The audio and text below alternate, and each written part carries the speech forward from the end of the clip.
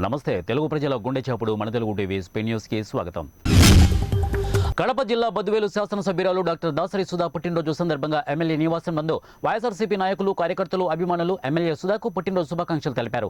అనంతరం వారు మాట్లాడుతూ ఎలాంటి పుట్టినరోజులు ఆ దేవుని ఆశీస్సులతో మరెన్నో జరుపుకోవాలని, ఉన్నత శిఖరాలను అధిరోహించాలని, 2024లో జరగబోయే ఎలక్షన్లలో భారీ మెజార్టీతో గెలిపించుకుంటామని తెలిపారు. ఈ కార్యక్రమంలో మున్సిపల్ వైస్ చైర్మన్ గోపాలస్వామి తదితరులు పాల్గొన్నారు.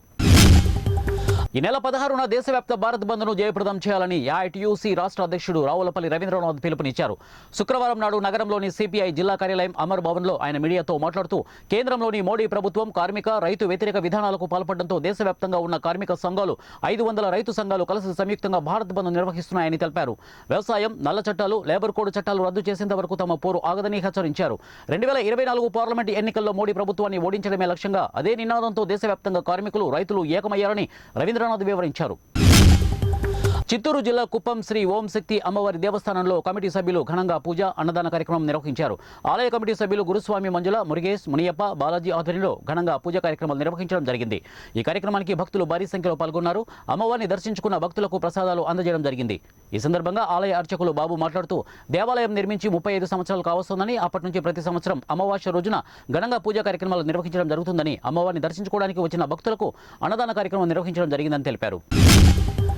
భద్రాద్రి కొత్తగూడెం జిల్లా కొత్తగూడెం కార్మిక ప్రాంతం రుద్రాంపూర్లోని జయశంకర్ మైదానంలో ఈ నెల 10వ తారీఖు నుండి రాష్ట్ర స్థాయి సబ్ జూనియర్ అథ్లెటిక్స్ పోటీలను నిర్వహిస్తున్నారు.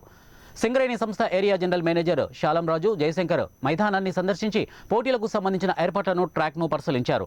పోటీలను పగడ్బందీగా నిర్వహించాలని, క్రీడాకారులకు ఎటువంటి ఇబ్బందులు కలగకుండా చూడాలని అన్నారు. సింగరేణి కార్మిక ప్రాంతంలో క్రీడాభివృద్ధికి సింగరేణి సంస్థ తమ వంతు సహకారం అందిస్తుందని తెలియజేశారు.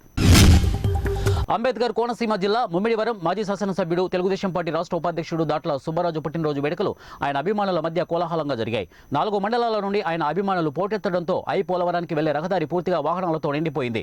వేలాదిగా తరలి వచ్చిన అభిమానులతో మురుముల్లా పురవీధులు నిండిపోయాయి. అభిమానుల సందోహం మధ్య భారీ కేకును కట్ చేసి బుచ్చిబాబు తన పుట్టినరోజు వేడుకలను జరుపుకున్నారు. అభిమానులు ఆయనను పూలమాలలతో ముంచెత్తారు. భారీ బాణసంచా కాల్చి తమ అభిమానాన్ని చాటుకున్నారు. ములుగు జిల్లా తాడ్వాయి మండలం మేడారం సమ్మక్క సారలమ్మలకు భక్తులు కోళ్లు, యాటలు, నిలువెత్తు బెల్లం మొక్కలు సమర్పించుకుంటూ అమ్మవార్లను దర్శించుకుంటున్నారు. ముందుగా జంపన్నబాగులో పుణ్యస్నానాలను ఆచరించి తలనీలాలను సమర్పించుకుని సమ్మక్క సారలమ్మ వనదేవతలకు మొక్కుబడులు చెల్లించుకుంటున్నారు. దీంతో మేడారంలోని జంపన్నబాగు నుండి వనదేవతల ప్రాంగణం వరకు భక్తుల సందడి నెలకొంది. రాష్ట్ర బడ్జెట్ వైకాపా ఎన్నికల కరపత్రంలా ఉందని, వాస్తవ లెక్కలకు బడ్జెట్కు చాలా వ్యత్యాసమని రాజంపేట టీడీపీ పార్లమెంటు అధ్యక్షులు చెమర్తి జగన్మోహన్ రాజు పేర్కొన్నారు. ఈ సందర్భంగా రాజంపేట పట్టణంలోని తన కార్యాలయంలో ఏర్పాటు చేసిన మీడియా సమావేశంలో ఆయన మాట్లాడుతూ రాష్ట్ర ప్రభుత్వం ప్రవేశపెట్టిన ఓటాన్ అకౌంట్ బడ్జెట్లో అంకెలను మసిబూసి మారేడుకాయ చేశారని, ప్రభుత్వం గొప్పలు చెప్పుకునేందుకు కొన్ని అంకెలు పెంచి చూపించారని అన్నారు. ఆర్థిక క్రమశిక్షణ పాటిస్తున్నామని చాటి చెప్పుకునేందుకే రెవెన్యూ లోటును తగ్గించి చూపించారని మండిపడ్డారు. తనకు న్యాయం చేయాలంటూ అత్తింటి ముందు ఓ కోడలు ధర్నా చేసింది. కోడలు చట్టి రమ్య తెలిపిన వివరాలు ఇలా ఉన్నాయి. విశాఖ నగరంలోని గాజువాక పరిధి పెదగంట్యాడ మండలం టీ దేవాడకు చెందిన ఉరుకూటి దేముడు లక్ష్మీల కుమార్తె రమ్యకు ఆగనంపూడి సమీపంలో చట్టవానిపాలెనికి చెందిన ఉక్కు కాంట్రాక్టు కార్మికుడు చట్టి వెంకట అప్పారావుతో 2021లో వివాహమైంది. ఆ సమయంలో 5 లక్షల రూపాయల కట్నం, బైకు, సుమారు 2.5 తులాల బంగారంతో పాటు 3 లక్షల విలువైన సారే సామగ్రి ఇచ్చారు. అయితే 3 నెలలు గడిచాక అదనపు కట్నం కోసం అత్తింటి వేధింపులు అధికమయ్యాయి. ఈ వేధింపులకు తోడు కిడ్నీకి సంబంధించిన వ్యాధి రావడంతో ఆసుపత్రిలో చికిత్స పొందినట్టు రమ్య తెలిపింది. ఇక ఆరోగ్యం నయమయ్యాక ఆసుపత్రి నుంచి తాను తల్లిదండ్రుల వద్దకు వెళ్లిపోయినట్టు ఆమె పేర్కొంది. అయితే ఈ నెల 3న భర్త వెంకట అప్పారావు నుంచి విడాకులు నోటీసులు అందాయని, అందులో తాను సంసారానికి పనికిరానని పేర్కొన్నట్లు ఆమె తెలిపింది. ఆంధ్రప్రదేశ్ రాష్ట్రంలో ప్రస్తుత వైకాపా పాలనలో అరాచకం రాజ్యమేలుతోందని తెలుగుదేశం పార్టీ రాష్ట్ర మహిళా అధ్యక్షురాలు పాయకరావుపేట టీడీపీ ఇన్ఛార్జి వంగలపూడి అనిత విమర్శించారు.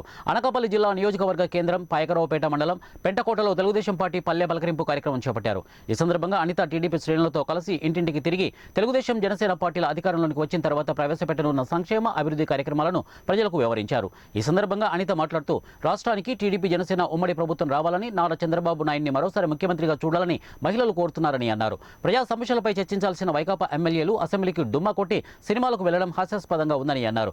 ఇంతటి దౌర్భాగ్యపు పరిస్థితి దేశంలో ఎక్కడ చూడలేదని అన్నారు. రానున్న ఎన్నికల్లో తెలుగుదేశం పార్టీ, జనసేన ఉమ్మడి అభ్యర్థులను గెలిపించాలని కోరారు.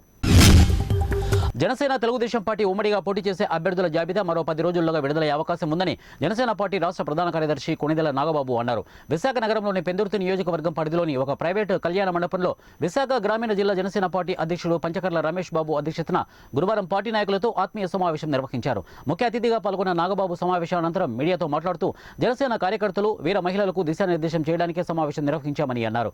పెందుర్తి నియోజకవర్గంలోని సమస్యలపై అధ్యయనం చేసి ఎలాంటి న్యాయం చేయాలన్నా ఈ విషయంపై చర్చించామని చెప్పారు. జనసేన ఎన్ని శాసనసభ పార్లమెంటు స్థానాల్లో పోటీ చేస్తుందనే విషయంపై కూటమి పెద్దలు నిర్ణయిస్తారని వారు తెలియజేశారు.